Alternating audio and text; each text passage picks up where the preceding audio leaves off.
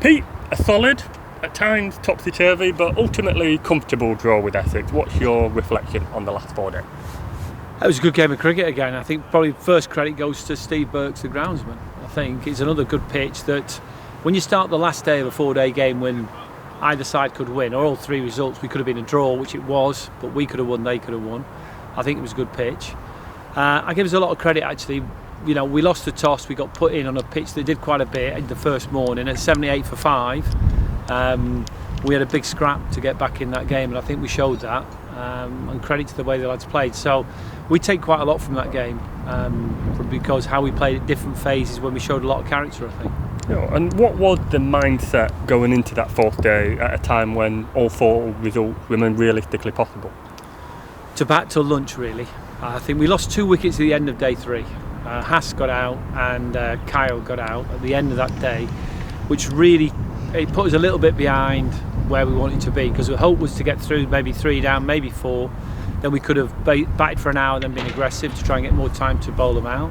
That didn't happen, and then we knew, I think, that the first hour of the morning is always the trickiest one at Trent Bridge, and we lost a couple of early ones, and then it was a really good partnership between Brett and Jack Haynes, and Jack went on to get a fabulous 100. Sure, and I mean, on the subject of Jack, he seemed to time the pace of his innings very well, obviously slowing down when he could have gone for 50 last night, but he opted to remain quite steadfast. What did you make of overall his maiden Nottinghamshire first-class ton?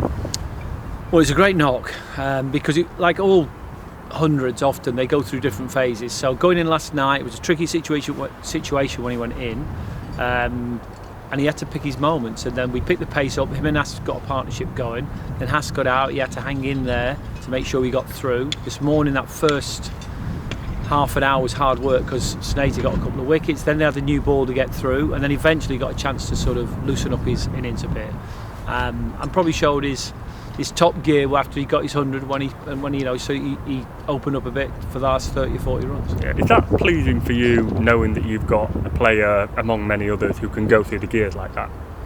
Yeah, I think we've known he can go through the gears all the way. He's played some really good innings. He just hasn't quite got over the line and got 100. So I think it's been hanging over him a little bit, that he wants to sort of get it done. The moment when he got it, I think anybody saw the reaction on the balcony. It was a bit like anybody watched Rory McIlroy last night. It was that emotional thing. The lads were so pleased for him. Really, it was a relief, because I think he got 7 scores over 50 last year without going and getting 100. So, but he's played really well pre-season. Spent the winter in Australia, doing some work on his game. So I think he's put himself in a great place, I think, to hopefully have a good season. Sure, and on the other side of things, there was some important contribution from the bowling attack at what seemed like quite vital times. Blackburn taking wicket with his first ball sprung to mind, but there were many others. How impressed were you with the tenacity of the attack? Yeah, I think if I'm honest, I think we probably didn't quite get it right actually to start with in the first innings. I think a lot of credit I'd give to the bowling group, how they came back on the morning of day 3, I think it was, when we had to come back with something.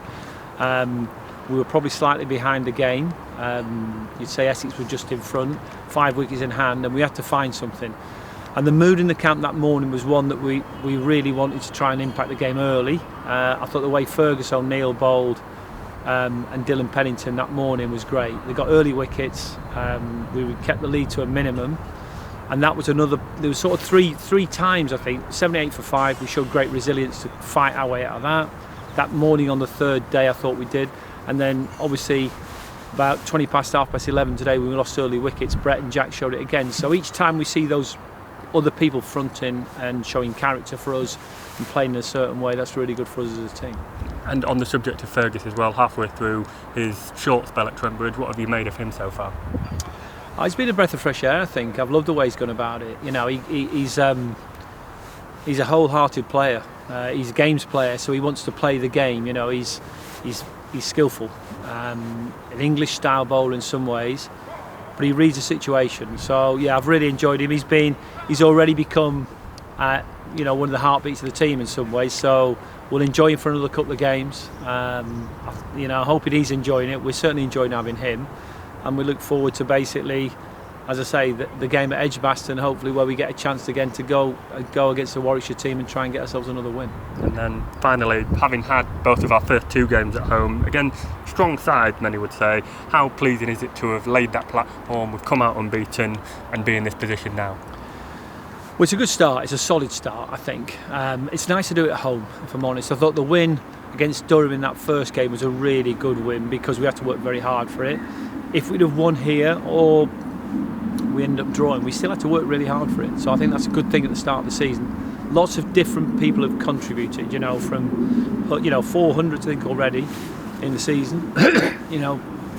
Cal Verena hitting the ground running. So we've got the team together now that we've got. The batting looks like it's got good depth, and there's some good options in the bowling group. So exciting for us, I think, at the moment, and we look forward to going to Edgbaston, I think, to try and carry on that sort of form if we can into the next game.